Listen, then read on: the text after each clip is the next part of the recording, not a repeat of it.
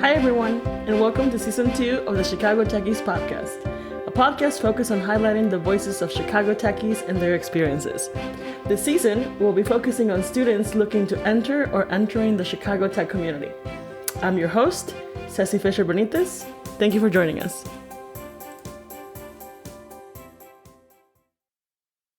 On today's episode, I am joined by Carlos Rodriguez, a computer science senior at the Illinois Institute of Technology and technical project manager intern at Microsoft. Hi, Carlos. It's so nice to meet you, and thank you so much for taking the time to chat with me. I know it came from a random message on LinkedIn, but it's great to meet you. Thank you for joining me for this week's episode of the Chicago Techies podcast. Super excited to learn more about you and your experience in college and in your internship. So I saw that you had one that you're probably wrapping up or you're almost done with it. So yeah, why don't we get started? Why don't we start with your name, your pronouns, where you're from, and your current role? Sure. Thank you for having me. So my name is Carlos Rodriguez. My pronouns are he, him, and his. And I'm from Chicago, Illinois, the Gage Park neighborhood to be specific. And currently I'm wrapping up my last semester of college, and I'm also wrapping up my internship at Microsoft. Amazing. That's a big accomplishment, in my opinion. I very familiar with Gage Park, the area. I love some of the soccer fields over there. I used to be a coach at Ace Tech Charter High School. So we played in that neighborhood a lot. So I'm assuming you went to Gage Park High? No, I didn't actually. I went to high school on the west side of Chicago and East Garfield Park. Ooh, what's the school? Yeah, Westinghouse College Prep. It's a cool selective enrollment school that takes kids from like all over the city. So it got me to like explore a lot of the city like as a teen. And they had really cool programs that helped bridge me into college as well. Yeah. Okay. Wow. I made assumptions really quickly, but Westinghouse is awesome. They were also one of the schools that I'm familiar with because, I don't know if you've heard, but in my previous experience before joining in tech, I used to like recruit for high school students when I was at ACE. So Westinghouse and Whitney Young and like some of the like Jones were like some of the top schools that were out there also recruiting. So I was like, secretly jealous that I was not working at Westinghouse. So did Westinghouse have any programs that kind of like sparked interest in like tech, or how was that experience in high school for you? Yeah, they didn't have specifically for like tech related at the time that I was there. I think now may be a little different, but at the time they did have like a medical program with Northwestern Hospital that I took part of that got me into like summer intensive programs where I got to like shadow pre-med students and like, people in the medical field. And that was great exposure, one for like mentorship, but also just kind of like that higher ed. And it got me to think more critically early on, I guess, in terms of what I wanted to do.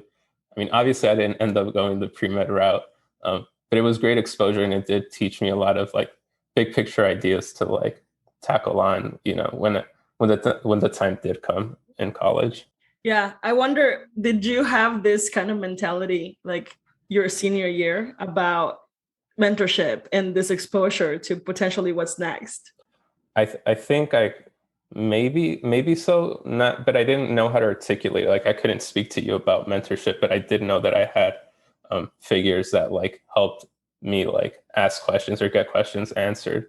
And they're still around, and they're probably like the most critical that have been with me, in terms of like pivoting from whatever field I wanted to go to which it ultimately ended up being tech. So I think early on, yeah.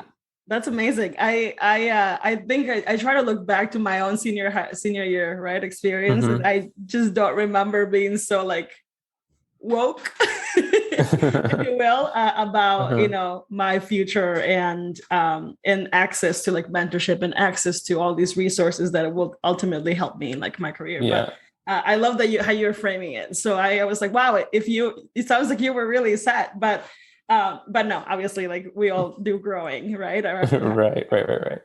But so what sparked it all? Your interest in computer science, or even just in potentially one day going into tech? Man, like the approach I had was very, it might as well have been a coin flip, honestly. Like the way I approached it as a freshman going into college and like declare my major, like I thought I had a good grasp of what it was. Looking back now, I didn't. I really only knew that like there's job security here. Like there's the work seems really cool. Like I'm familiar with the products as everyone else is, whether it's a computer or a program or such. And I thought it would be cool to get involved with that, but I've never really written code or anything going into my freshman year. So there definitely was that wake up call when I'd start taking those classes. And it's like, yeah, I'm good at math, but like I'm good at like computational stuff and not the logical type of reasoning that there is, like I had to really wrap my head around that kind of stuff. But I was persistent, I think. I think that was like the most important thing, like getting comfortable with like failure, I guess, quote unquote. And just yeah, just keep trying until you can get it right, or you have the resources that can build you success, so to speak. But yeah, it really wasn't like a sound reasoning, I guess, Yeah. when I went about it. Wow. So did you like learning about computer science was just something that was like out of almost like out of a booklet or magazine, or was it something that you just realized, okay, you got a list of careers and this one seems really stable, so I'm gonna go with that one.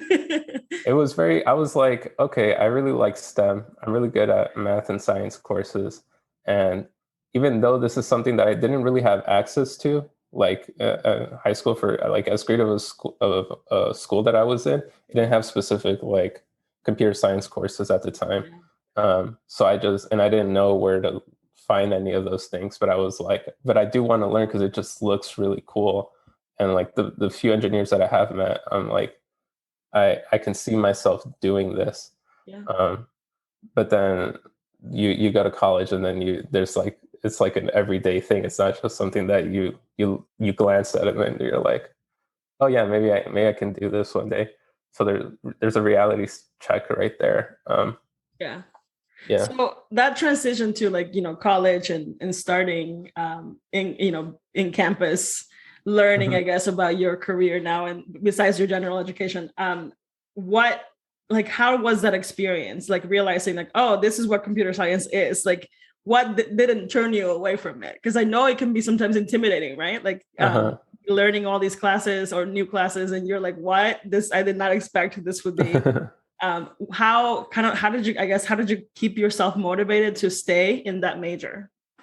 Yeah, so I mean the classes are hard, but they're doable. Like for me at least, like I always felt like it was within my means. But there definitely were moments where I was considering like maybe I should switch majors. Um, and a lot of a lot of that, though, like the biggest challenges stem from like the why. Like why am I here? Kind of why am I pursuing this career? Why am I in like college and such? And those questions, like especially when you're like a person of color, you come from underrepresented backgrounds, like those are probably like the more difficult things to like overcome because like being honest, like there were a lot of kids who like switched majors or switched schools and stuff for because of their lack of sense of community, but like because of what we spoke about earlier in terms of like my high school, providing me like a good support system, providing me mentors, like a counter space, um, I could fall back on that to kind of for people to help encourage me. And so once I felt like I guess more of like the sense of belonging in these spaces, navigating the classes, doing the problem solving stuff, like it's not as difficult. Like it takes time. But like I said, I think the biggest strength is to just be comfortable learning, I guess, and getting things wrong, because you're eventually going to get it right. And yeah, I just hung in there and I remained persistent. Like eventually things turn out well. Yeah, I love how you describe it of like, feeling that sense of belonging in a school, and like in Hmm. your career. I mean, obviously we all have self-doubt is kind of Hmm. everywhere. And, I actually did end up changing my major quite a few times, but a couple of times. Hmm. But as far as like that, with around that topic of like sense of belonging and like, did you participate in like any groups or any kind of like campus activities that kind of like kept you like on track and like, oh, okay, this is going to support me to kind of continue with this journey? So what kind of activities or groups were you a part of, like if any? Yeah. So I was a commuter student, so I wasn't on campus all the time. Like I was able to get in and out a lot. I did have like some level of involvement with like SHIP. I don't know if you're familiar. Um, yeah, it's a great organization that a lot of Latino engineers partake in to kind of build Yeah, that it's sense of community and Society of Hispanic Engineers, right? professional engineers. Yeah, Mm. and students are able to bridge into like different career paths after college from there. But really, what I did early on when I was like having a lot of struggles with like finding a sense of belonging, I kind of fell back into my neighborhood and got involved locally with stuff at the time. So like at the middle school, my local middle school, I was there for a while as a tutor and mentor for the kids in their math class. And I also at the time helped out in an alderman campaign, a local one. Um, and those things really kind of help provide that counter space where I felt like I was still in the community and I felt like the work I was doing could have an impact, whether it was just me directly learning or like the actual like more practical applicable stuff that I was learning in tech, like just going through like Excel sheets faster, like learning tricks and stuff, or just teaching kids like how to do like simple like algebra stuff, like that kind of stuff for me was really where I found my space and sense of community, and kind of like a stronger like sense of like identity, I guess, that made me feel more confident into my quote unquote why, I guess. Yeah, no, that's awesome. I feel like that's something that is super important that I think not a lot of young like college students are doing. I think developing your own like leadership is Mm-hmm. crucial really to what you are going to encounter when you become, when you start your career. I think, you know, I always recommend like joining groups, and obviously it's difficult when you are a commuter, but I think there's always those ways of finding involvement. And I think, Definitely. you're like being a tutor and supporting your local schools and that campaign, that speaks volumes of the type of person that you're trying to become and who you will become because of those experiences, because they shape you. Yeah. That's awesome. So I know that earlier you also mentioned having that access to that mentorship already, but I'm curious if you developed that more in college, like if you during your time in college you had access to mentorship and how you went around navigating that. Yeah, I did, and I became more aware of like just how important it is, because before I like before college, I was always in like predominantly, Latino communities or schools, and or predominantly Black schools, and like there was still that sense of community and understanding one another. But when you get into these predominantly, I guess, more like white spaces, like it becomes a little foreign to you, and you don't know how to navigate those spaces. And um, the mentors of people, essentially people that are willing to help you answer all these questions and willing to be an advocate for you when you don't even realize that you need that, like that's super instrumental. And so yeah, so a lot of like my mentors from when I was in high school, they're still with me now.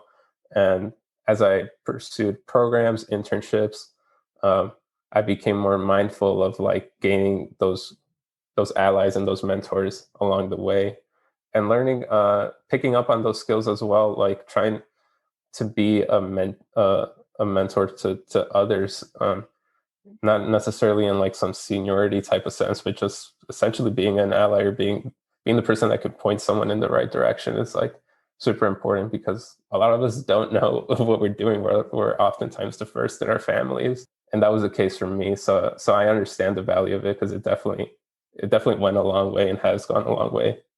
Yeah, I agree. I don't think I really I didn't unintentionally, didn't know that the people like my teachers and like people that were like directors of X group were going to become my mentors. I thought they were just like really cool people that I hung out with a lot. And Right.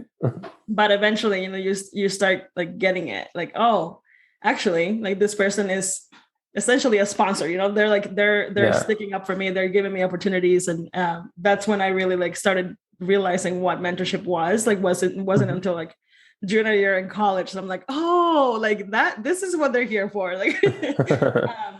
but I guess in that same realm of like, you mentioned having mentors through internships and stuff. I'm curious about how you got to that internship. Like, what resources did you use to find internships, and when did you realize they were important to your career? Man, I realized early on just by researching and because the way I frame my college journey is like, where do I want to be when I leave, And then in the simplest terms, I want to have the most access, the most control over like where I end up. And so a lot of that is determined based on your experiences. And so for me early on, I was applying to so many internships. Like I think my first round at it, I applied to like 100 different companies, and I only heard back from maybe like four, and I ended up getting one role. But that's all you need, oftentimes, and that was the case for me.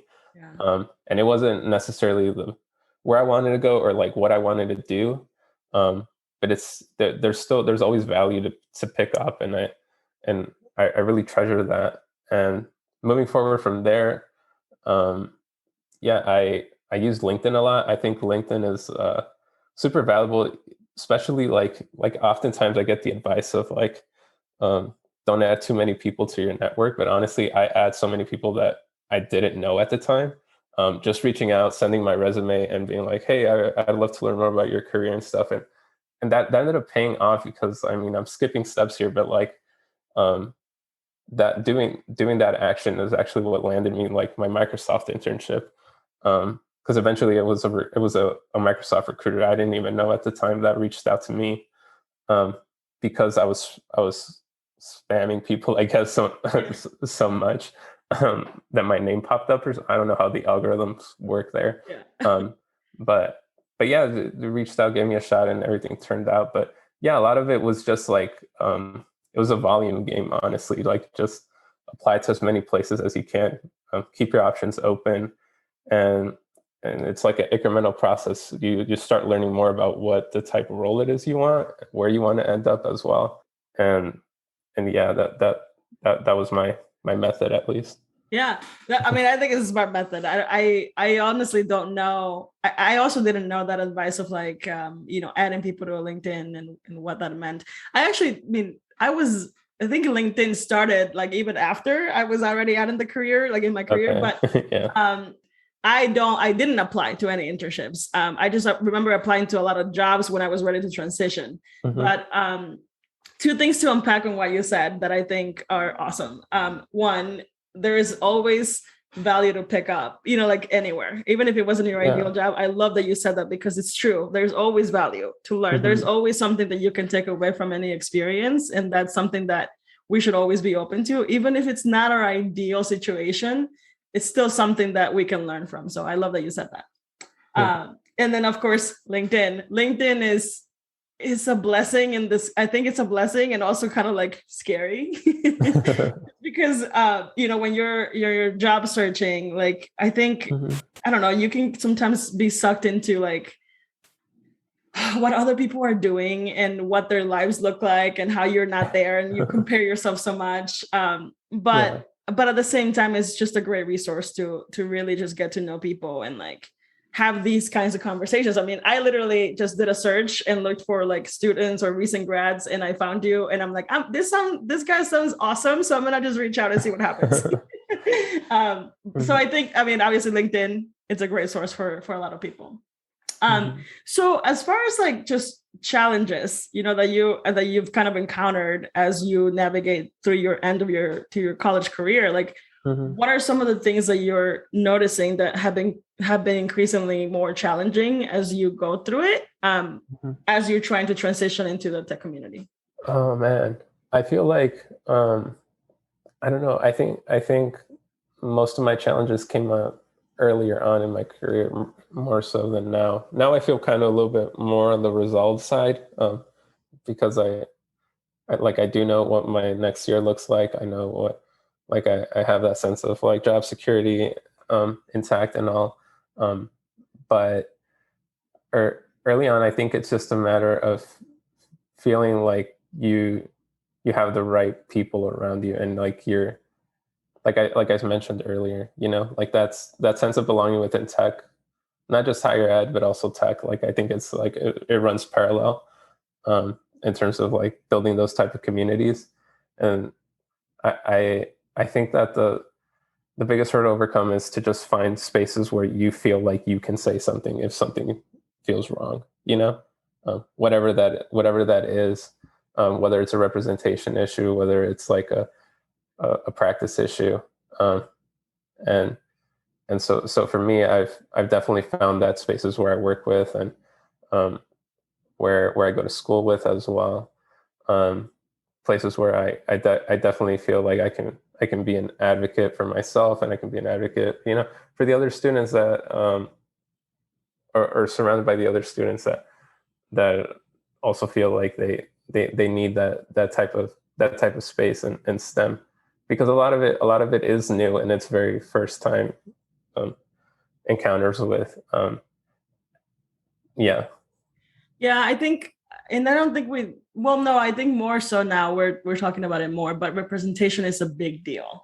Mm-hmm. Right before we jumped on the call, I mean, we were talking a little bit about the lack of people, like of Latinos, right, in college spaces that are computer science or tech or STEM based. So, um, you know, thinking back to that experience in college and maybe being the only Latino in the room, was that something that happened to you, or did you feel like you had a community of people that look like you in during your college experience? Yeah, I felt like there often, yeah, sometimes I was the only one, and when I wasn't, there was like a lack of unity, I guess. Um, like like looking back at it, we were all probably on the same page, just trying to like get through this class, like trying to get through because it was hard, and like we probably have a lot more variables thinking about whether we come from immigrant background, immigrant family, and that whole dynamic. Um, you know, just trying to, maybe we've had jobs as well that we were juggling while we were juggling our studies as well. Like, it's just harder to find, yeah, to find that sense of community and then to build on it, because there's so many other things to account for at the time. So there's all those variables to to juggle, but in due time you kind of grow an understanding and grow to prioritize these things, because you understand that those are the type of relationships that have a lasting impact on what your future looks like. Like you don't do all of this stuff alone. You need a group of people that can really resonate with your own concerns as well. Yeah, I that's very true. I think a lot of variables are often like missed or forgotten. Yeah. When someone is going through something, like if even just taking care of your parents or your brothers or sisters and being a Mm-hmm. computer student, like dealing with everything at home aside from everything that is happening at in your career, like in your school, like the lack of resources or the lack of representation, or I think there's so many Yeah. variables that go in your experience that maybe in some ways like make you realize and mature quickly to realize how it really is out there in the world. Mm-hmm. But I love that you mentioned all of that too. But so what? I guess let's go to something more happy. Okay. What are you excited about? Like I know that you're wrapping up your Mm-hmm. internship with Microsoft. That's a big name. That's a big deal. Yeah. What are you excited for that is as you end up your career at IIT and move Mm-hmm. into the real world, I guess you could say. Yeah, I mean, for one, I'm excited to wrap up school, because there was a lot of classes, a lot of sleepless nights, and um, it's good to take a break from that. Um, but I'm excited to travel, honestly. I took a semester abroad last year before the pandemic hit, and that was really fun to like really be out there seeing the world, I guess, for like the first time like that, alone, and learning how to travel alone and be alone, and just like gain a lot of perspective. And yeah, I'm really excited for the pandemic to end, school to wrap up, for me to have the time to really just continue on that, and um, yeah, just getting new experiences and explore it, you know. Where did you study abroad? Yeah, I studied in Barcelona. Um, Oh, amazing. yeah, yeah, it was really fun, and I got to travel around uh, Europe and like the northern Africa region, and it was really cool. Yeah, That's awesome. I've been to Barcelona as well. Yeah, that's where I had my honeymoon actually. And I'm a nice. big soccer fan. I'm a big Barca fan. Well, up until now, Oh yeah, I realized that I was a Messi fan. really? And no, I will still support Barcelona. Obviously, they're a great team. But I was obviously like a huge Messi supporter. And now that he's in Paris, I also love Paris. But I really love traveling through Barcelona and Madrid and like Mhm. Paris and in France. I haven't really gone to the upper north, like North like Africa areas. But Yeah. that's some definitely in the bucket list. I think I don't I you know funny enough, like I think this conversation with another Latino, like talking about traveling, I think that's something that before I didn't see as often. Mhm. If it wasn't for like studying abroad, like my sister went actually to also to Barcelona to study abroad, but I feel like we Mhm. wouldn't have access to that. Like if we, my parents obviously would never have access to that. Like I think we if had we not gone in this direction of a career and you know Yeah. basically doing our life a little different than what our parents had, we probably Mhm. wouldn't have this privilege, right, of being able to travel. Right. So I feel like this is just the beginning of what could happen for the Latino community and being able to have access to all of these things. Yeah, I think so. Yeah, and it's such a big part of like our lives because like, like my parents immigrated, like they took a long trip for sure here. And then, they face a lot of obstacles and it doesn't become an option for a long time.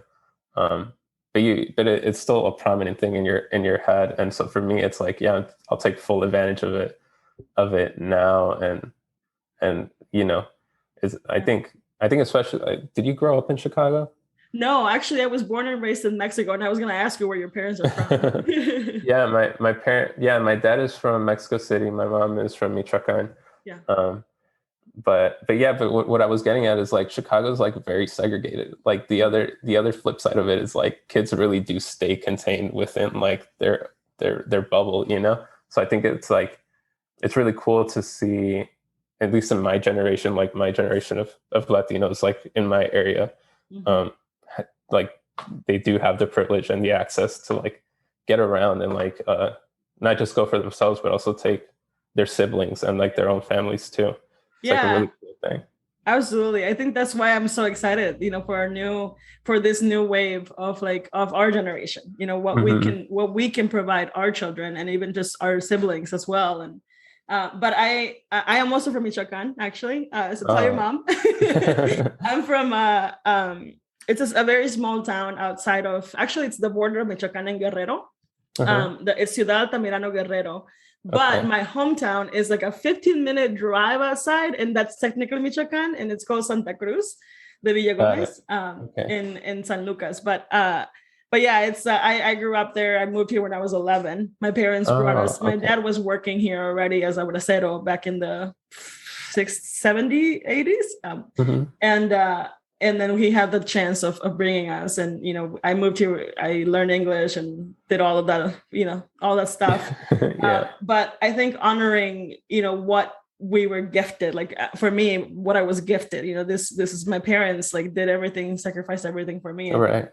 honoring that my parents and making them proud was something that I carry with me, and I carry it every day. And I think that's been a big inspiration for me, like to keep myself Yeah. motivated and keep going and keep learning and keep traveling and do this because they gave it all for me. So that's I sense that in a lot in you too, and in Hmm.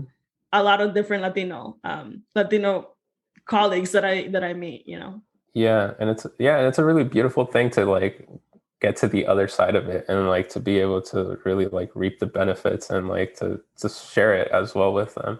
Um, yeah, like I'm feeling that now as I'm like finishing up school, but like there's already so much that I've done that I feel really proud of. Yeah, Yeah. totally.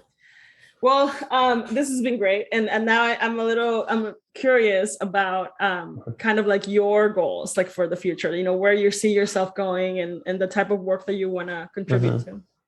Yeah, for sure. I mean, even as an intern, like even at Microsoft, where they have so many resources and like there's just so much going on all the time. Beyond my work, I find myself very involved in the ERGs, like the employee resource groups that they have, and they have a lot tailored towards Latinos. They have a lot of really cool stuff going on with philanthropy and looking at like the youth, which is something that I really care about, is driving impact on STEM within the youth as well.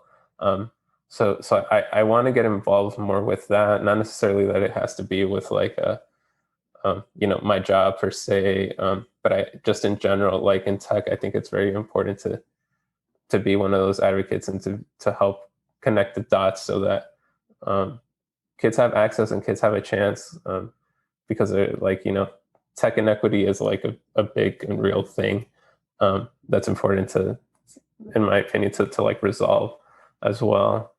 Um, as far as like career aspirations and like in the longer term, I think what I learned this summer is that I like contributing to like other people's success, like other team members' success, and so I am looking at like what does a people manager look like, and what does their job entail more specifically. Like I got a pretty good idea. This summer I was like a technical project manager, so I got to um, like dabble in like helping the team work as a unit and helping see collective success. And I think that that's like a really fun skill to have, and a really I enjoy those type of processes. So that's what I'm looking at in terms of my career. Two important, very important things. Mhm. I realized I didn't really tell you much about me, but I am a program manager for Latinas in Tech. Mhm. I've been working there so I've been a volunteer for the last 2.5 years and recently transitioned to staff. And we actually just did an event with Microsoft last week. It was with the Azure team, Mhm. and we worked with Ola, their ERG. Ola, Right. I think it's Ola, Hola. yeah. Yeah. And I mean, it's Microsoft is huge. You know, Yeah. you're a little dot in like the organization, but I love that you are there and you got that experience. If if you want to continue, possibly working with children and maybe like spreading that STEM inspiration. There is a program that came out of Microsoft, an organization that one of my friends actually runs, Nuevo Foundation. I don't know if you're familiar with it. Yeah, that's a Bia's organization. Yeah, Beatrice. Bea. So you Yeah, know. Okay, so I've met Bea, with her that's before. Yeah. amazing. Okay, so I just wanted to make sure that you were aware. Love them, and my friend Jimena, actually based in Chicago, has been volunteering with them here in Chicago and doing some workshops. I don't know if you've met Jimena yet, but that she's also a QA Mhm. engineer and is amazing and is my best friend. So that's why I'm always giving her shouts. But so if you want to continue doing that, you should definitely work with her. Um, Yeah. and then as far as like the collective success, being wanting to be supportive of what it means to be a people manager, completely agree. I think that's a great skill to have when it comes to like helping teams work together and get to the end goal. So that's awesome. I love that you're already seeing that manager drive in you. So that's great. Now before we wrap up, I want to ask, I guess, if you want to share a piece of advice, for maybe current students navigating college or even high school students that might listen to this, I don't know. What is one piece of advice that you wish you would have gotten when you were younger and going through this experience? Yeah, yeah. I think one of the biggest turning points for me, like just internally, like the thing that really like helped change a lot of things for the better, was when I got, and I think I alluded to it earlier. It's like to be comfortable with like failure, with like whether it's when you get to college, like it's very possible that you'll study all night and you still won't get the grade you wanted on an exam or something, you know? And some people aren't comfortable with that idea and that notion. But when you do, you become you allow yourself to adapt to a lot of the challenges that you're going to face, not just in college, but like in the real world. Whether it's applying for an internship, applying for a scholarship, like I think it's crucial for you to be okay with taking your those type of quote unquote losses as a learning opportunity. For me, it worked out in my favor when I got so many no's, because what followed for me was like, okay, what did I do wrong? What can I do better? And when I flipped into that attitude, I was able to improve a lot. And eventually those no's did turn to yeses. And it led to a lot of success, but also led to a lot of comfortability with myself and my own performance. And I think that's crucial for your own peace of mind moving forward. So I would just encourage you to shift your perspective, because you do see that even in high school. You see a lot of kids stressing over like GPAs and stuff, and rightfully so. But like it's so imperative for you to know how to take a loss as well. So that's my advice. Yeah, I love that. I love when people give that advice. I think it's super important for us to get comfortable with the uncomfortable, right? And right. Also like, yeah, I mean, no one is perfect. Everybody fails. Like, it's just embracing the failures and learning from it is really what's gonna help us in the long run anyway. So right, love that. All right. Well, how can people connect with you? Do you have LinkedIn, Instagram? Obviously you have LinkedIn, we've talked about it, but like Instagram, Facebook, whatever you want to share. I would love to, give folks the opportunity to connect if you're open to it. Yeah. I mean, LinkedIn is probably the best. It's where I'm most often, and where a lot of the connections happen for me that worked out. So I think the full handle is linkedin.com/in/Carlos Coding. Because Carlos Rodriguez, there's too many to count. Yeah. All right. I'll make sure to put that in the show notes. But thank you so much for joining me. I know this was kind of last minute, but I really appreciate you being so graceful. And thank you for sharing your advice. No, thank you for having me. This was a really cool platform. And I've watched quite a few of these. And I think it's really cool that there's like one place where I can hear all these individual stories that are all based locally in Chicago. I think it's really insightful, and it really does contribute to helping people like come together. Well, I appreciate that. Thank you. I think this was a new thing that I wanted to do with younger generations, with students and maybe recent grads, but definitely thought it was very valuable and important information to share. So season 3 is coming in next year, and that's going to be a little bit more of the other people again in tech, and in a mix of I'm giving you the first insight because I haven't told anyone this, but I mean, we're going to have, people from early career, mid-career, and even advanced career. So I'm switching it up a bit in season 3. So this is going to be, I'm excited for it, but really appreciate you having you now. And maybe in the future, again, we'll have you join us again and do an update on how you're doing and everything. So good luck with everything. But please stay in touch. I know that I will definitely keep up with your posts on LinkedIn, and we'll be seeing each other around. Yeah, for sure. Yeah. I'll totally make sure to stay connected. And thank you again. No problem. Thank you. All right. Bye-bye. Thank you for listening to this week's episode of the Chicago Techies podcast. If you enjoyed listening, don't forget to subscribe, share, and leave a review on iTunes. Let's continue the conversation on Twitter and Instagram. Follow us at Chicago Techies on all social media channels. Thank you again, and we'll see you in 2 weeks.